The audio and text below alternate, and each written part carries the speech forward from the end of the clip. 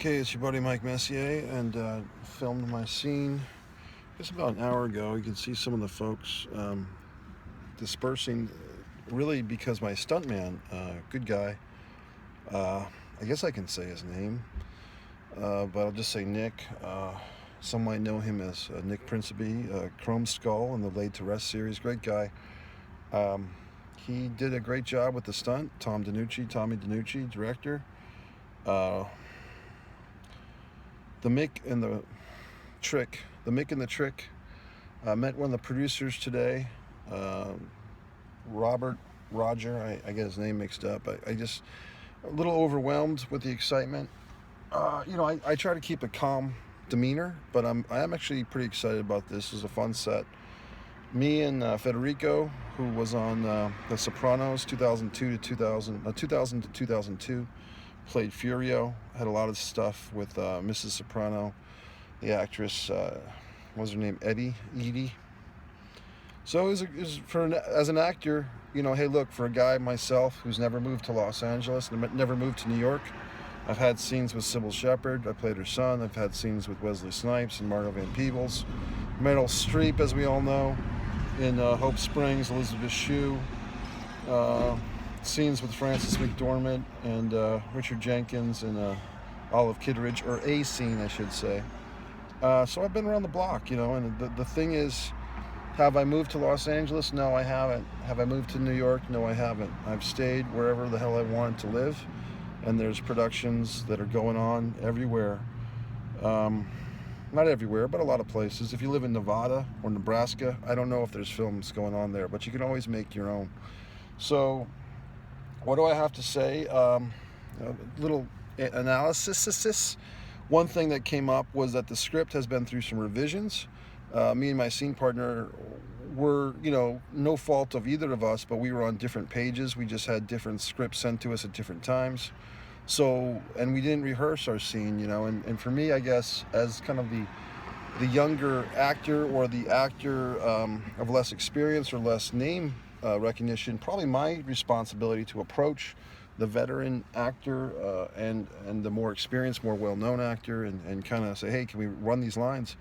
But to me, I didn't want to run the lines, because in this particular situation, our characters have not interacted before in the script, and it's a violent scene of two people who are thrown together in a situation where there's life on the line, and there's violence, and there's guns, and there's a fight. And so my own method, not the method, but the Messier method, the core acting method, or whatever you want to call it, that's the acting class I used to teach. The situation is not that we have a relationship. The situation is that we are strangers thrown in a situation of violence, and therefore I kept, from my end, any interaction with Federico as a human being, and he's a gentleman, he's a great guy from what I've seen. I kept that to a bare minimum because I did not want any familiarity. I did not want any friendship getting in the way of this scene. And I think that was probably a good call. He did a great job, but I think I did a pretty damn good job too. We were just on different scenes, quite literally, because we had different dialogues written out. So we had to kind of get over that. I had to make an adjustment. I was directed that I was kind of stepping on his lines, because I was a little confused on how the audio was working. So the thing to do in these situations when you're directed, even by your friends, is to not argue as an actor. And as a writer, director, producer myself, sure, my ego wants to fight or wants to explain myself or defend myself. Don't have time for that as an actor. You have to fucking take the notes, take the direction, and quickly adjust. And I think that's what I did. Because once I understood that I was stepping on Federico's lines, because he said it and Tommy broke it down for me, I didn't understand how the audio was being captured through the different microphones. Once I learned that, I was able to make the adjustment and make everybody happy. I will say this, this day of shooting here on this film, our scene literally just wrapped. They had a whole lot of shit to do. More scenes, more stuff, more pages. We took up a lot of time. And I don't think that's because nobody did anything wrong. It's just the scene itself was a very intensive scene. You had a stunt, you had a lot of excitement, and it's just a natural situation where a scene that really probably could have had its own half day. Um, it's going to be interesting how late the shoot goes, or if there'll have to be further adjustments to other days. So everything is a butterfly effect or domino effect, whatever you want to call it. I'm looking forward to shaving. I'm looking forward to doing something with my hair. The hair works for this character. It doesn't work for me. Hopefully my nose zit or whatever the fuck will go away.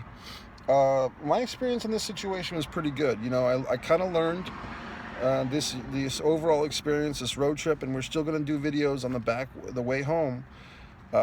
The old acting mantra of hurry up and wait. It's fine. You know, I waited a week for this fucking shoot. I got added into a scene, so I got a bonus day on set in character, which was great. Patience. People of Pennsylvania, to me, have always been nice. I've always enjoyed myself in Philadelphia. This was not Philadelphia. This was North Reading. But even going to Philly for an hour or so to get my fucking COVID-19 test was good. This production, I think, is going to be a winner. I think there were some situations early in this thing that had me worried, but those have been resolved. And everybody has come together. And I think that we see the fucking reports. COVID-19 is fucking horrible and all that good shit. And who knows, maybe in a month or 6 months, we won't be able to make movies. So these movies that are getting in under the wire, you have to give a certain respect, at least I do, to anyone making anything now. And businesses, and I'm hearing, like I said, a friend of mine, Ben Glenn, Alatoy on Facebook said that the Barnes & Noble in his neighborhood was in peril. So I'm encouraging people to still spend your fucking money. Get your goddamn face shield, get your masks, and go out and live life. Because whoever becomes president in November 3rd, if Trump stays in, if Biden gets in, we still have to spend money. We still have to earn money. We still have to do things. You know, we can't, I know some people are staying at home, and I'm not going to criticize anyone if they have medical conditions or they're fearful of getting COVID-19. But if you do have it in you to go out and live life, I suggest you do it, because we are all in this together. But we're not going to get through this thing, vaccine or not, group herd immunity or not, which sounds like total bullshit if you think about it. We have to fight through this fucking horrible situation. And being a part of a movie, going to the goddamn movie theater, you know, I told you folks, that's why I did all my movie reviews. I've been going to the theater, supporting the cinema, and now I'm in a movie. So you have to do this. I actually had a couple of scenes with Peter Green from fucking Zed is Dead, Pulp Fiction. Intense dude, you know, and very intense actor. Really a great guy too. There was a dog that walked by today, and he said hi to the dog. That was a nice moment. Anyway, Mike Messier YouTube channel, the Barry Primus interview, it's a must-watch. The Michael McGlone interviews 1 and 2 is a must-watch. Suzanne Gunderson is a must-watch. Myself and Caitlin's monologues, we will get that going again.